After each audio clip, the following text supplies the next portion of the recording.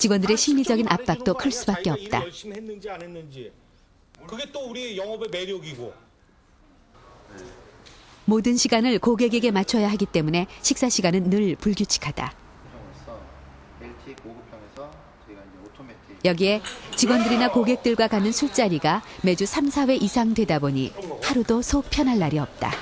떠나고 다 잊어먹고 새롭게. 저 같은 경우는 이제 그 고객들하고 얘기를 하다가 보면은 또 계약건이 있지 않습니까? 하면 또 술을 안 먹을 수도 있는데 또 저런 자리가 생기게 되면은 또 안 먹게 되면 또 계약이라는 게 또 캔슬될 수가 있기 때문에 힘들어도 먹게 되는 경우가 많이 있습니다. 그렇다면 이들의 위 12지장 상태는 어떨까? 평소 속쓰림이나 소화불량 증세가 있는 직원 5명을 대상으로 내시경 검사를 해보기로 했다. 술을 많이 먹고 새벽에 속이 쓰려갖고 물을 냉장고에 문 열고 찾아서 물을 좀 많이 먹은 적이 있습니다. 술 먹고 난 다음에. 식사가 불규칙하고 밤늦게 좀 먹는 습관이 있거든요. 밤에 먹고 자고 그럴 때 아침에 일어나면 또 속이 좀 더부룩하고 그런 적이 몇 번 있었어요. 검사를 시작하자마자 40대 중반의 한 참가자에게서 위궤양이 발견됐다. 얕은 궤양이 있어요. 파여 있는 그런 궤양이 있고요. 또 반대쪽에는 궤양이 치유되어 있어서 주변하고 좀 차이 있게 빨갛게 발적이 되어 있는 치유된 궤양이 보입니다. 최종 검사 결과 1명은 위궤양, 2명은 미란성 위염과 위출혈 진단을 받았다. 5명 중 절반 이상이 이미 궤양에 걸렸거나 위험에 노출돼 있었던 것이다.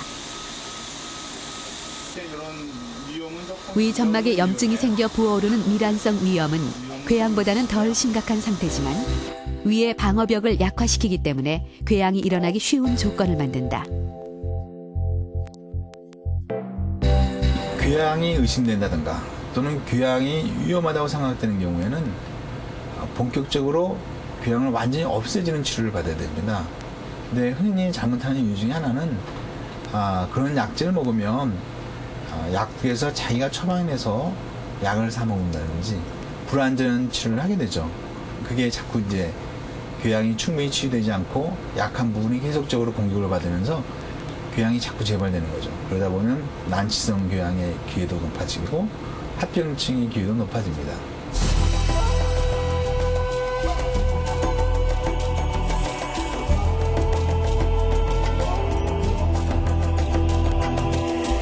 건축, 철학, 스포츠 등 찬란한 고대 문명을 꽃피웠던 그리스는 근대 의학의 발상지기도 하죠. 서양 의학의 아버지라고 불리는 히포크라테스도 그리스 출신이었는데요.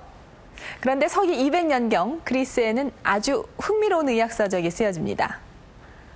아티네우스라는 의사가 쓴 위궤양을 막는 법이라는 책인데요.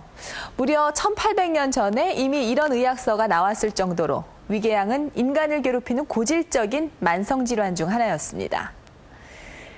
궤양이란 장이나 식도, 위 등의 점막층이 손상돼서 움푹 패이는 것을 말하는데요. 가장 대표적인 것이 위 12지장 궤양입니다. 보시는 것처럼 위 바로 아래에 12지장이 연결돼 있고 12지장 궤양이나 위궤양 모두 송곳으로 찌르는 듯한 통증을 느끼게 되는 악성 질환입니다.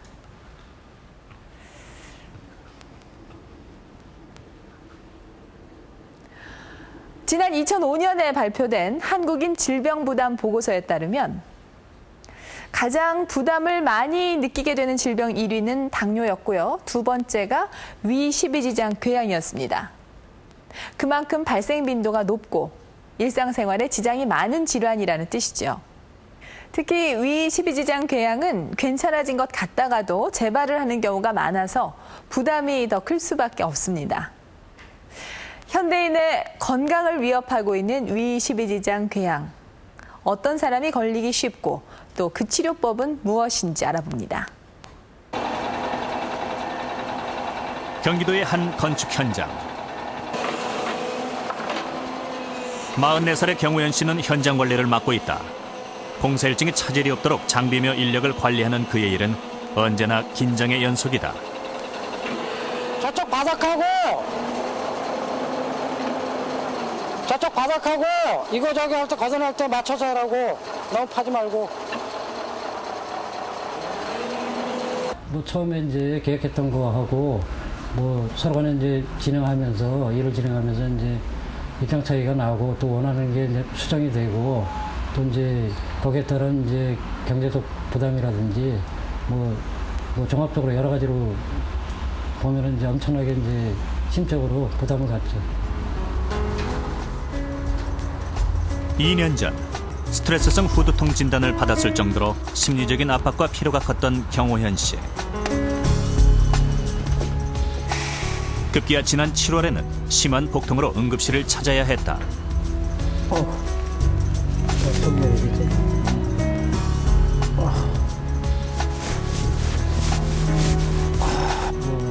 좀 심하게 스트레스를 받아가지고 술 한 잔 먹었는데 그 다음날 위쪽에 심하게 통증을 느껴가지고 여태까지 그런 일이 없었는데 이제 통증이 너무 심해서 이제 병원에 가게 됐습니다.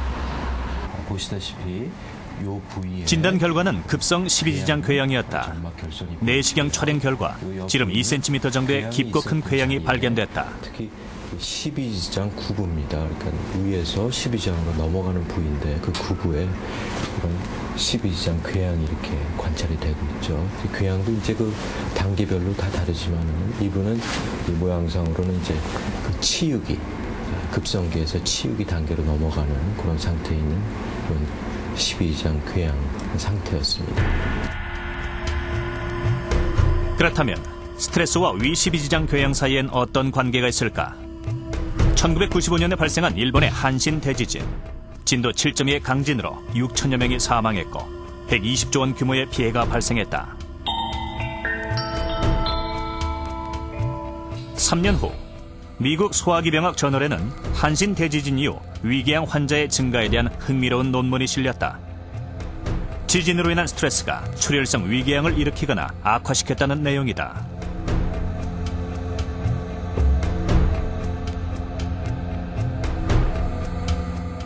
내시경 검진에 따른 위궤양 진단율을 보면 1994년은 5%, 지진이 일어난 1995년은 그 2배가 넘는 11%였다. 사람에 있어서는 위산이 절대적으로 12지장 궤양을 일으키는데 이 스트레스는 여러 가지 그 호르몬 작용에 의해서 혹은 신경계통의 작용에 의해서 아주 스트레스를 받는 상황에서는 위산이 많이 분비가 되게 됩니다. 그래서 위산이 많이 분비가 되고 우리 몸의 위나 장의 저항력이 떨어짐으로 인해서 일상적인 상태에서 발생할 수 있는 궤양의 빈도보다는 훨씬 2배, 3배 이상 늘어날 수가 있게 되는 거죠. 흔히 스트레스라고 하는 심리적인 압박 상태가 되면 그 자극이 뇌하수체에 전달되고 뇌하수체의 명령으로 부신 피질에서 코티졸 등 스트레스 호르몬이 분비된다.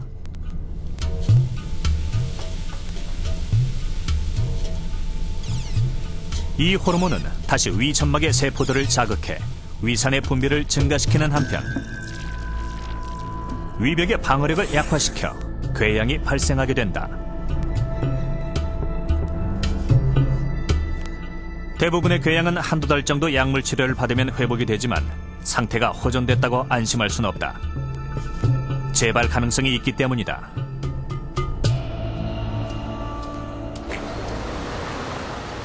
서울의 한 대학병원. 속쓰림 증상으로 병원을 찾은 한 남성이 내시경 검사를 받고 있다.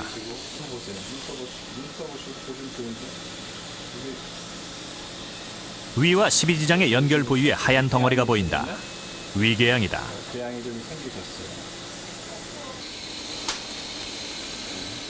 일반적으로 궤양의 진단은 내시경 촬영만으로도 가능하다. 그러나 궤양을 완전히 치료하기 위해서는 반드시 조직 검사가 병행돼야 한다. 이렇게 위 점막 조직을 떼어내는 이유는 위 속에 기생하고 있을지도 모르는 헬리코박터 파이로리균을 검사하기 위해서다.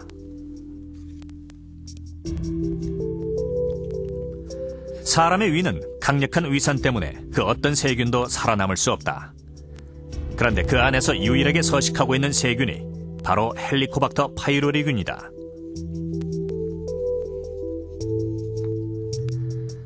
(1982년) 처음 발견된 이래